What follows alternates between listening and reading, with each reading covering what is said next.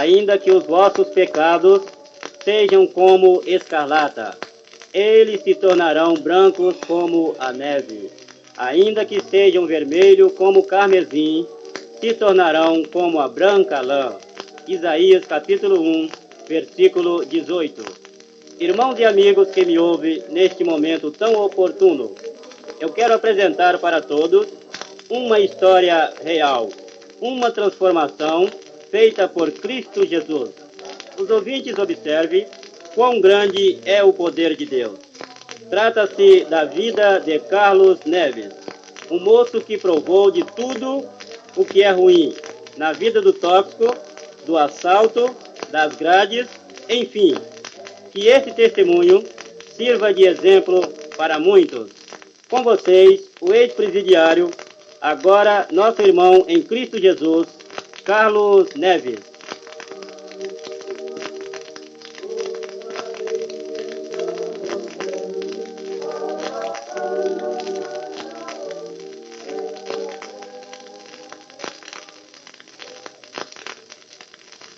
Que a gloriosa luz do Espírito Santo brilhe a todos os corações. Meus prezados irmãos e diletos ouvintes que me ouvem nesse instante, é com muita alegria que venho, por intermédio desta gravação, mencionar o episódio mais comovente que aconteceu comigo durante toda a minha vida. Isto é, longe de toda exaltação pessoal, e sim, com o anseio de levar o nome do Filho de Deus a todos, é o registro dentro de mim. Quero contar desde o início para que todos possam conhecer detalhadamente a transformação de minha vida. Sou eu aquele ex-presidiário que foi salvo por Cristo dentro da grande cadeia que está situada na ilha em Vitória, Espírito Santo. Nasci no dia 27 de julho de 1956, na cidade de Carlos Chagras, Minas Gerais, na fazenda Bom Jardim, sendo criado na cidade de Montanha, Espírito Santo, em companhia de meus pais. Quanto ao meu lar, não tenho nada a lamentar, pois tive o privilégio de nascer em um lar cristão. Era um jovem muito feliz, cheio de sonhos adorados. Acompanhava os meus pais aos cultos e às escolas dominical, e o restante do tempo ajudava a minha mãe nos afazeres domésticos. Era muito influenciado na igreja. Me lembro que muitas vezes eu ganhava aquelas moedas de 50 centavos de meu pai para dar de oferta na igreja. Respondia muitas perguntas aos professores na escola dominical. Voltava muito feliz para casa. Às vezes, quando eu ia para a igreja, encontrava aquela roda de amigos e, ao passar por eles, escutava as críticas e gritavam: "Aleluia, irmão! Carne no espeto e farinha na cuia." E eu, muito simples, respondia: "Sei que quando Jesus voltar, eu vou subir com ele, vocês vão ficar." E então todos calavam. O tempo foi passando e eu fui crescendo, induzido pelos companheiros. Certo dia, atendi um convite para ir ao cinema assistir um filme de karatê. Fiquei muito entusiasmado com aquele filme. Achei então que o cinema era mais importante do que a igreja. Desprezei a igreja por causa do cinema. Continuei a ir aos cinemas, boates. Com 15 anos, já era quase professor de halterofilismo. Com 17, já sabia lutar. Era bailarino, fumava, jogava e bebia e tinha muitos amigos e muitas mulheres. Com 18 anos, já tinha tirado os documentos. No dia 13 de setembro do ano de 1976, chegou um carro procurando pessoas para trabalhar na capital de Vitória, Espírito Santo. Eu, muito entusiasmado para conhecer a capital, aceitei o convite. E assim que cheguei, não tive dificuldade para me adaptar. Consegui muitos amigos e me ajuntei com uma quadrilha de bandidos, onde aprendi a embriagar com um dos primeiros tóxicos, que é a maconha. Mais tarde, aprendi a aplicar tóxico nas veias, com uma seringa. Pelas beiras das praias, treinei a lutar capoeira regional. Aprendi tudo que não prestava. Certo dia, quebrei a cabeça de um rapaz com um soco e com esta fui expulso da firma. Fui morar no baixo militarismo daquela cidade. Centro de Macumba era o meu ponto central, pois já não havia mais lugar para me morar. Procurei preencher o vazio da minha vida nas coisas do mundo, mas não encontrei. E sempre tentando achar alguma coisa que suportasse, que eu fosse feliz. No dia 13 de setembro do ano de 76. Voltei para visitar os meus pais na cidade de Montanha. Ao chegar, encontrei todos muito tristes. E ao entrar em casa, cumprimentei a todos. E de noite, quando estava dormindo, eu ouvi o barulho dos instrumentos que tocavam no clube. Saí e fui para o clube dançar. Quando cheguei às 3 horas da manhã, entrando calmamente, a fim de que ninguém percebesse a minha volta da rua, mas quando olhava na cama, no quarto da minha mãe, encontrava minha mãe se de joelho orando a Deus, pedindo para que o Senhor salvasse o teu filho, o qual já considerava perdido. No outro dia não aguentei, vendo aquela cena, arrumei a minha mala e imediatamente voltei para a capital de Vitória. Chegando em Vitória, ajuntei novamente com os bandidos, fui para São Paulo. Chegando em São Paulo, fui cumprir o primeiro voto com Satanás de dar 3 garrafas de cachaça na encruzilhada. No outro dia, depois de um mês que estava em São Paulo, eu não consegui ficar em São Paulo por motivo de ter deixado uma amante na capital de Vitória, tive que voltar imediatamente. No dia 18 de outubro de 1977, chegava em Vitória. Encontrando meu amigo, conheci naquele mesmo momento, o qual não procurei saber dos seus pormenores. Este me fez um convite a procurar trabalho na cidade de Aracruz, estado do Espírito Santo. Depois de muito insistir, resolvi acompanhar este amigo. Chegando em Aracruz, não tínhamos dinheiros para alimentar e nem lugar para dormir. E ele disse para mim: vamos para a casa do meu conhecido, na cidade mais próxima, que é Guaraná. Tomaremos um táxi e lá amanhã cedo voltaremos. Quando voltamos, na estrada, não tinha conhecido nenhum naquela cidade. Ele entrou num beco escuro e voltou em seguida, oferecendo outra quantia de dinheiro para aquele motorista nos trazer de volta. Na estrada, eu comecei a dormir no banco traseiro, assustando quando tomei um tapa na cabeça e ele com revólver no ouvido daquele motorista e dizendo: isto é um assalto. Sai para fora, meu tio. E aquele homem chorando, tremendo, pedindo para não matar, porque ele tinha famílias para criar. E eu fiquei espantado com a cena que eu via. Embora com todas as coisas que praticava, mas com o assalto daquela maneira, eu nunca tinha visto na minha vida. E assim fizemos. Tomamos o táxi daquele motorista. O destino era para assaltar uma velha rodoviária e prosseguimos o assalto para o estado da Bahia. Em volta dormimos na estrada. Deixamos aquele velho na estrada só de calção e camisa. Não matou aquele velho por minha causa. Na estrada, o meu companheiro bateu o carro. Nós ficamos sem poder andar. E eu, vendo aquela cena, e ele não podendo desamassar o carro. Então procurei demonstrar alguma coisa que sabia. Arrancando a minha camisa, peguei com as 2 mãos, desamassando aquele amassado. O meu companheiro ficou espantado por ver a cena que passava. O meu aspecto estava transformado. E prosseguimos para a Vitória. Chegamos em Vitória.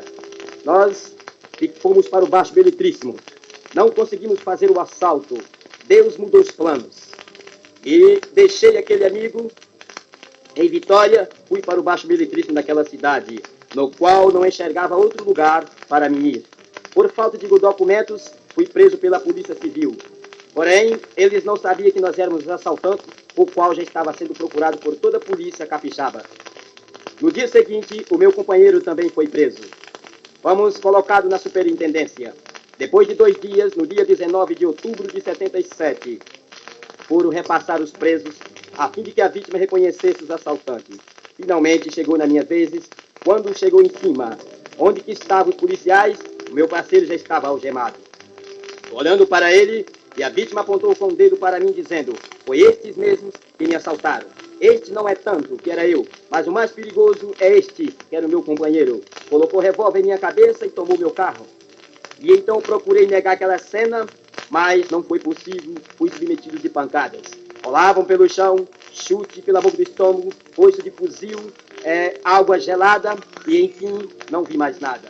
Fomos colocados no mesmo carro que foi assaltado da vítima e transferido para a comarca de Aracruz, o local onde tinha sido feito o assalto. Quando chegamos naquela cidade à noite, a cidade que era tão calma, tão imensa, tão sólida, se tornou um verdadeiro tumulto. Ninguém naquela cidade parecia que nunca tinha visto um assaltante. Queria nos tirar de dentro do carro para arrastar pelas ruas e nos matar. Os policiais cercavam com arma, não foi possível. Ao chegar na comarca, demos os nomes aos cabos de guia. Depois de tomar os nossos nomes, Eles queriam quebrarem as grades, queria que nos matasse, porque a vítima tinha um comportamento exemplar na cidade. Quando foram colocados no corredor, entramos novamente pela segunda pancada, quebraram cama por cima de nossas cabeças, bateram em nós de toda maneira, até pessoas que não eram policiais nos bateram. Jogaram-nos algemados na cela como duas caças irracional. No outro dia, nos tiravam novamente para dar conta de mais assalto. Começavam a bater em nossas mãos, nossos pés, porque o corpo não tinha mais lugar. Apanhamos de maneira que não fiquemos sem poder andar, andando de 4 pés, isto é, agachado de um lado para o outro na cela, as mãos inchadas. E eu chorava muito por motivo de nunca ter sido preso na minha vida.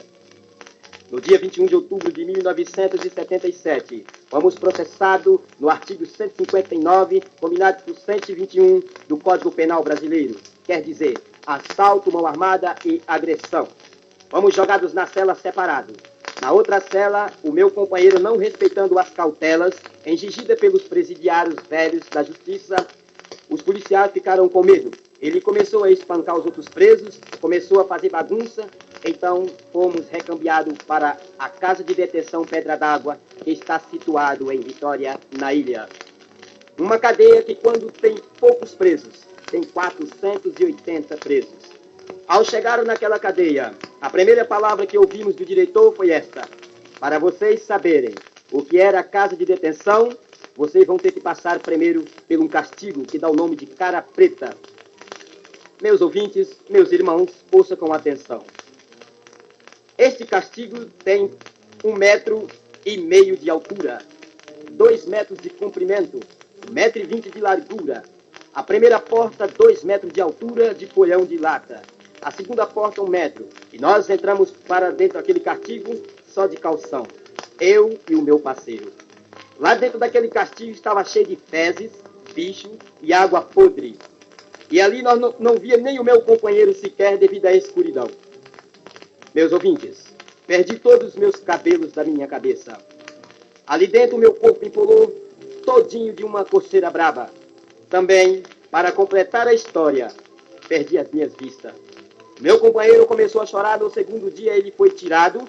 Ele desculpou que tinha uma dor de pulmão, ficando só eu. Ao terceiro dia fui para outro castigo. Ao quarto dia fui colocado numa cela normal.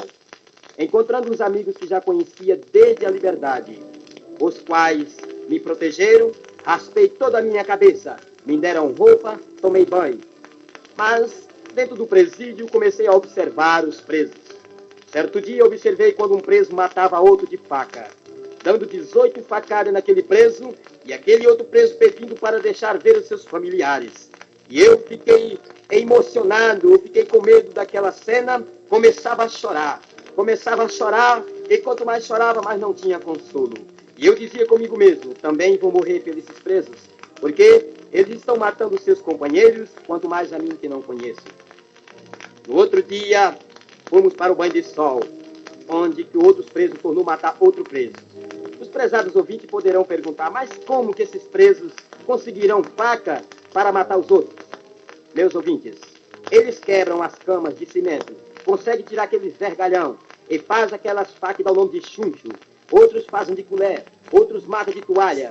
E mataram assim 5 a 8 presos durante o tempo que eu estive nessa detenção. Um belo dia de domingo, eu não ia mandar avisar os meus pais que estavam presos.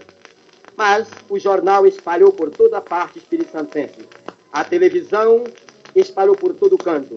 Meu pai ficou sabendo no interior e veio ao meu encontro. Procurou em todas as cadeias. Às 13 horas da tarde, no dia de domingo, eu vi quando meu pai entrava, em suas mãos trazia um Novo Testamento, o qual na liberdade já tinha dado ele de presente, pois não queria saber do Evangelho. Não conhecia quem era mais Deus. O meu Deus era o espírito das trevas. O meu Deus era o tranca-rua e o capa negra. Esse era o Deus que eu conhecia. Deus Altíssimo para mim não existia. E ele chegando para mim muito pálido, entregando aquele Novo Testamento, olhando dentro dos meus olhos, disse: toma este presente. Talvez, atrás das grades, você poderá observar a palavra de Deus. E aquilo começou a queimar em meu coração. Às 4 horas da tarde, fomos recolhidos para a cela. Dentro da cela, comecei a ler aquele livro. Minhas vistas já tinham se recuperado. Então, quando um belo dia eu comecei a ler em São Mateus, quando chegou naquela passagem que Jesus foi colocado na cruz, e pregaram ele com os cravos, vivo na cruz, e suspenderam ele na cruz, eu não vi mais nada. Lembre quando eu li a última palavra, quando terminava de cair o sangue, cair a água aos pés da cruz, eu desmaiei em minha cama. Desmaiei e disse para mim mesmo, não vou ler este livro, porque estou querendo refúgio para minha alma. E este livro está preocupando mais e trazendo mais tormentação na minha cabeça. Quando eu deixei aquele livro em cima da cama, com aquela proposta, uma voz me disse do alto do teto, jovem, neste livro você encontrará aquilo em que procura e que não encontra nas coisas desta vida. E eu, não vendo ninguém falar comigo, continuei a ler. Continuei a ler e lido Mateus até Apocalipse.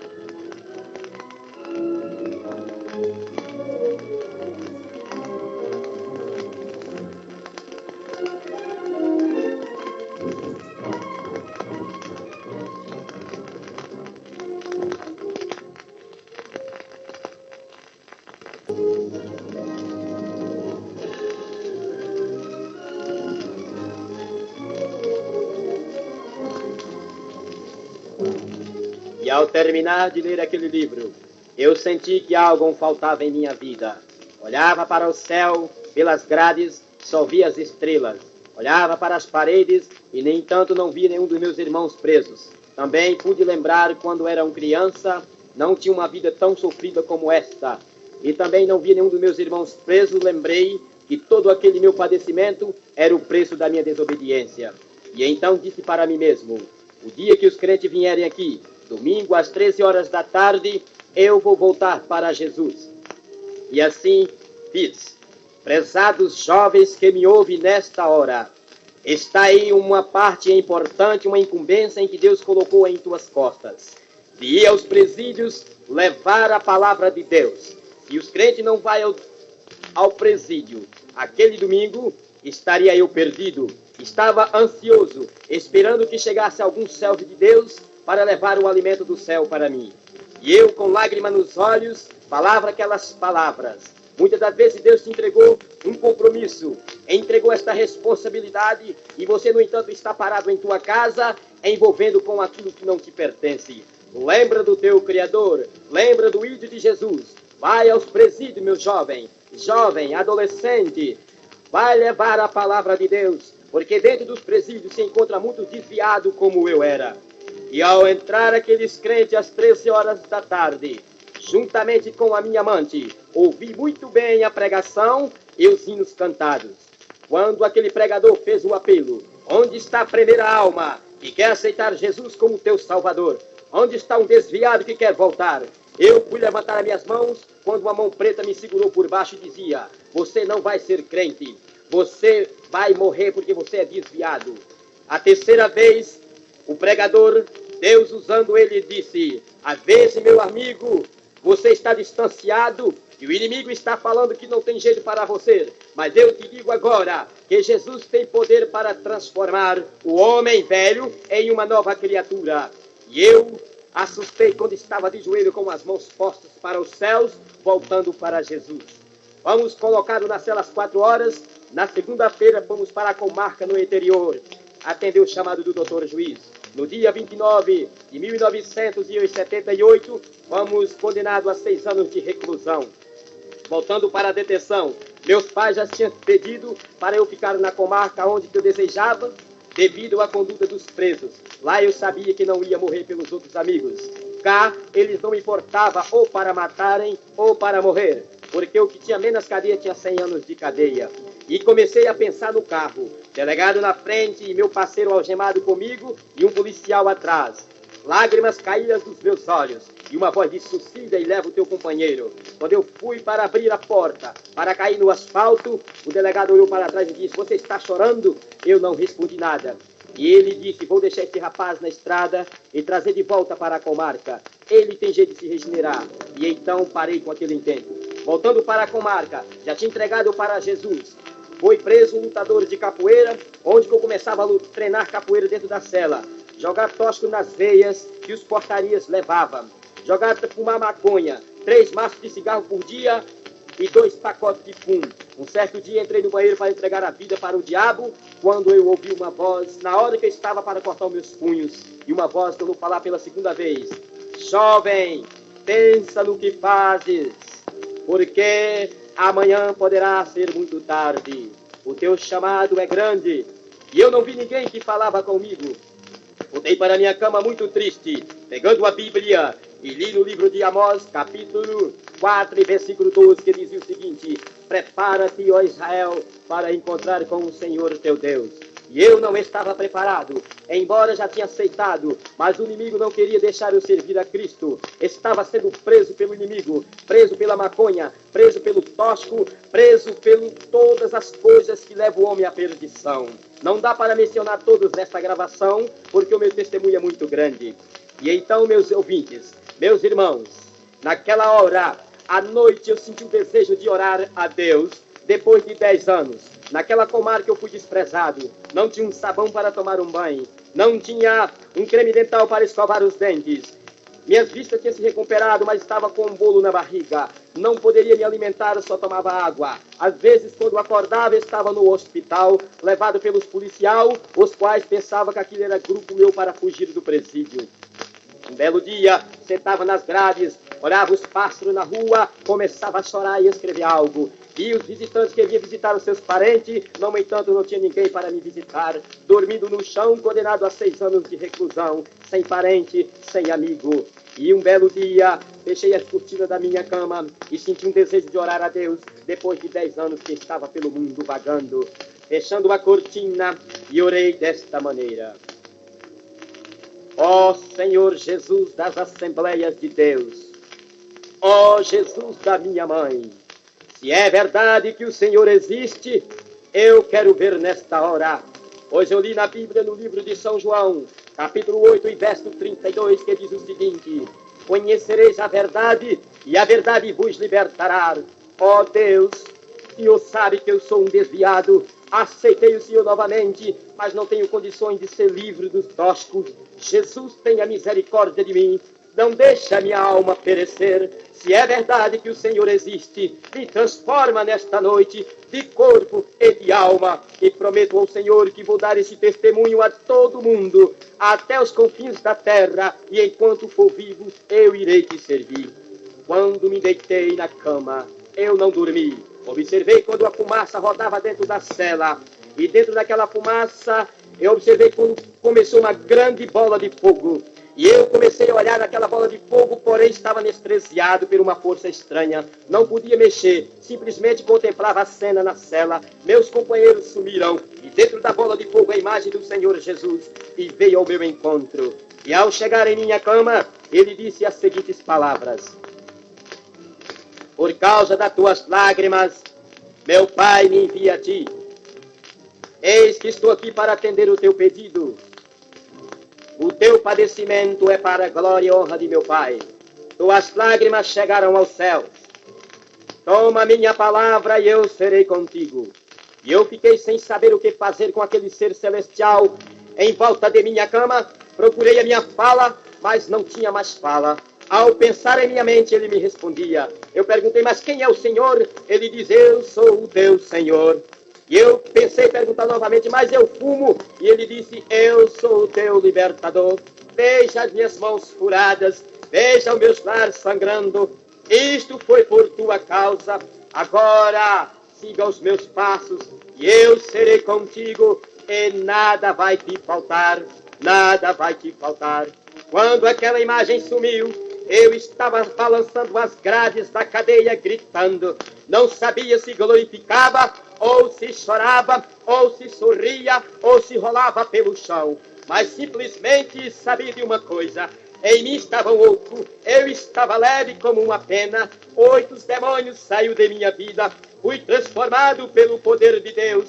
E eu disse para mim mesmo, em tempo ou em fora de tempo, irei pregar este evangelho, porque Deus existe, Deus transforma o homem, Deus liberta o homem, desde quando ele se aproxima pela fé, em que Deus vai fazer alguma coisa em sua vida. E eu fui feliz. fui expulso da cela por causa da palavra de Deus. Na outra cela ganhei 18 almas para Jesus. Os presidiários ficaram abismados. Não batia mais em ninguém na cela, não fazia mais bagunça. O meu lema agora era ler a Bíblia e orar. Fiz calo nos joelhos dentro do presídio. Os policiais me tiravam e colocavam em volta deles e mandavam falar da minha fé. Tive o privilégio de pregar para o doutor juiz dentro do gabinete até às 11 horas da noite. Tive o privilégio de falar com a digníssima promotora daquela comarca. E, enfim, todos os policiais foram evangelizados. Orei a Deus para me dar uma oportunidade. Fui à igreja presbiteriana com o delegado, a primeira, a segunda, a terceira vez. Já fui na Assembleia de Deus. E ali eu recebi grandes dádivas de Deus. Surgiu outro problema, que para mim a igreja precisava pagar. Então um dia eu fui trabalhar na casa do juiz. E ele disse, arranja-te um quarto e sai para você servir a tua religião. E esta liberdade eu estou ante hoje. Tenho andado por todos os lugares, falando que Cristo salva. Certa vez fui visitar a minha mãe que ganhava uma criança, morreu de hemorragia. E minha mãe estava morta quando acabava de orar. A minha mãe levantou para a glória e honra de Deus. Muitos foram batizados com o Espírito Santo em vários lugares que tenho passado. Deus me deu as minhas vistas, Deus me ensinou a tocar, Deus me ensinou a falar, Ele me curou e me libertou. Meu prezado ouvinte, às vezes você está preso pelas grades dos toscos, pelas grades de Satanás, pelas grades do cigarro, pelas grades da doença, pelas grades das dúvidas. Jesus quer te libertar agora. Às vezes você está desviado da igreja, você acha que não tem força para voltar, mas digo eu para ti agora, que o sangue de Jesus tem poder para libertar o homem. Aproxime dele agora pela fé. E assim como fui liberto na prisão, das grades dos homens, das grades de Satanás, Jesus é o mesmo e pode nesta hora libertar você agora. E você será o autêntico vitorioso, um vaso de bênção na mão de Deus. Sou um jovem e tenho 26 anos de idade. E não reclamo da minha vida. Hoje eu sou feliz. O vazio da minha vida, Jesus preencheu pela tua graça. Jesus te chama. Prepara-te, ó Israel, para encontrar com o Senhor teu Deus. E Deus está te chamando nesta hora. Deus está te convidando. Esta história não é uma fantasia, esta é uma história real. Hoje estou falando ao vivo para que todos saibam que Deus existe e tem poder para transformar o homem e resgatar da maldição do pecado. Deus te convida nesta hora e nesse instante. Peço a ti que não saia. O problema que você tiver, qualquer coisa, você agora vai ser liberto. Aproxime pela fé e não saia de perto, porque agora vou fazer a oração da fé e você crere. Se tu creres, tu verás a glória de Deus. Dobre os seus joelhos, meu ouvinte, aonde você estiver agora, enquanto vamos orar ao Senhor em teu favor.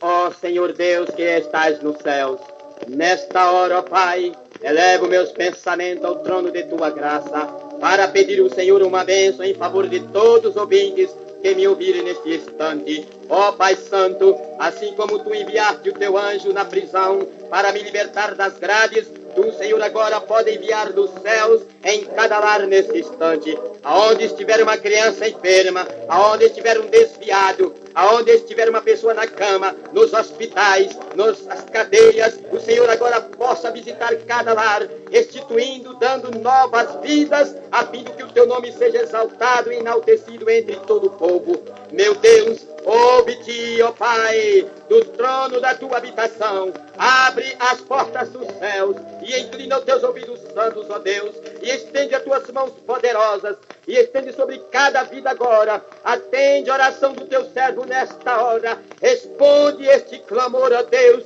que eu lhe faço, assim como o Senhor respondeu no presídio, assim como o Senhor levantaste a minha mãe, assim como o Senhor, ó Deus, deste a vista ao cego de Jericó, assim como o Senhor curaste o paralítico de Cafarnaum. Levanta estas vidas agora, abençoa este estúdio, abençoa todos os lares brasileiros, estende as tuas mãos do norte ao sul, do leste a oeste, abençoa todo o povo católico, abençoa todos os evangélicos, abençoa os missionários, abençoa os pastores, os jovens da nossa época. Segura, ó Deus, os jovens em tuas mãos.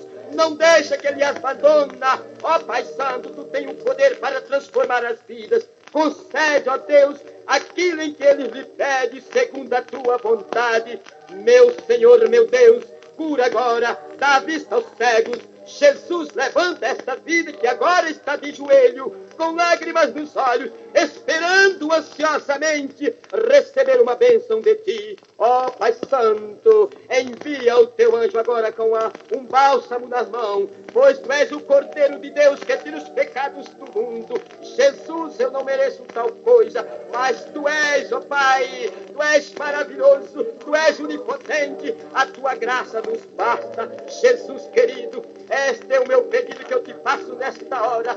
Visita todos os lares, visita meus familiares. Ó Pai Santo, aqueles que comprarem, aqueles que ouvirem a tua palavra, eles possam sentir em teu coração a alegria de viver, para que um dia possa morar contigo nos céus.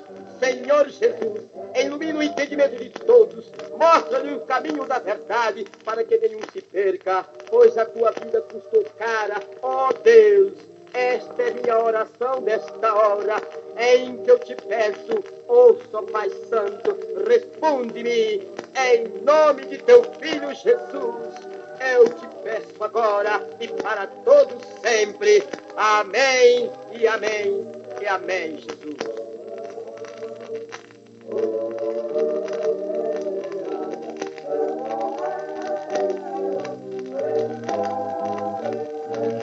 Glória,